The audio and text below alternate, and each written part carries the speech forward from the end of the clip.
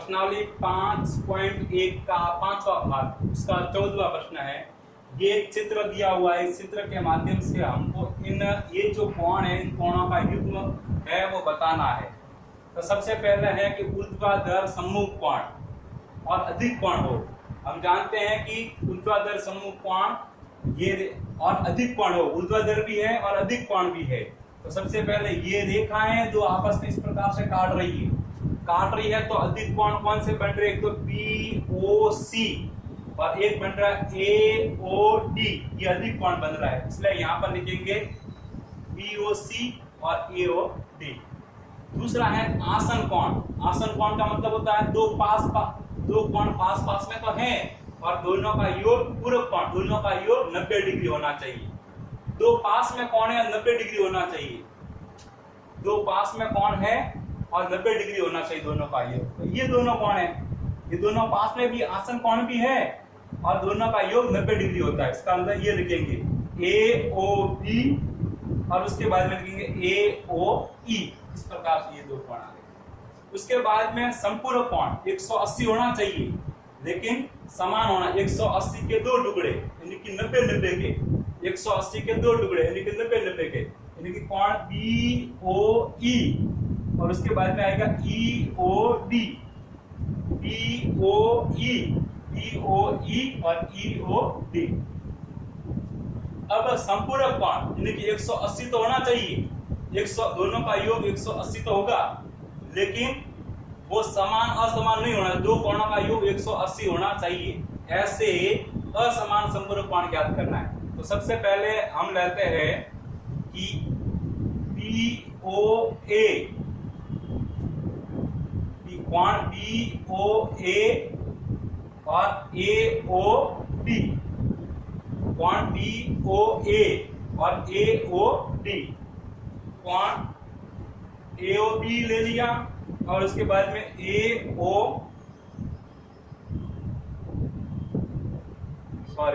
कोण AOE। चलिए, यानी कि दो कोण ऐसे संपूरक कोण लेने हैं जो असमान है। दोनों कोणों का योग 180 तो होना चाहिए, लेकिन 180 होना चाहिए। समान असमान से कोई लेना देना, समानता से लेना देना नहीं है। तो सबसे पहले हमने ले लिया कि BOA और AOD, एक तो ये जोड़ा हो गया।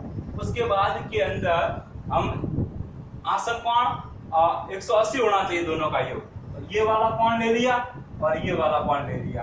अब उसके बाद में हम लेते हैं ये वाला कोण यानी कि AOE, कोण AOE व EOC, ये वाला AOE ले लिया, उसके बाद EOC ले लिया।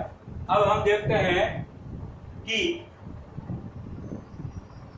ये वाला कोण लेते हैं BOC और COD, कोण BOC और COD।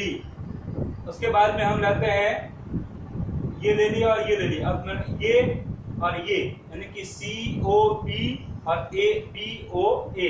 जैसे यहाँ देखिए कि ये तो हमने समझाया। अब AOE यहाँ दिया हुआ है AOE और उसका हो जाएगा EOC, बता दिया था मैंने आपको। उसके बाद में AOD और DOC। उसके बाद में AOB और BOC, इसी पहले बताया था आपको।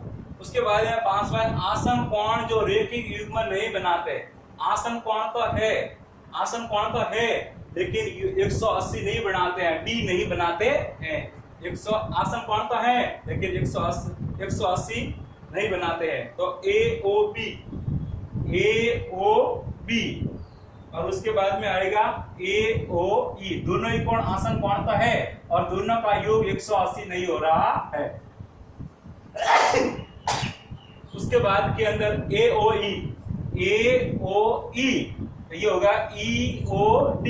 दोनों ही कोण आसन कोण तो है और दोनों का योग 180 नहीं हो रहा है। उसके बाद में EOD और DOC दोनों कोण आसन कोण है, लेकिन दोनों कोण रेखिक युग्म नहीं है, दोनों का योग 180 नहीं हो रहा है। इस प्रकार से इन निम्नलिखित कोणों को युग्म के नाम से हम देते हैं। धन्यवाद।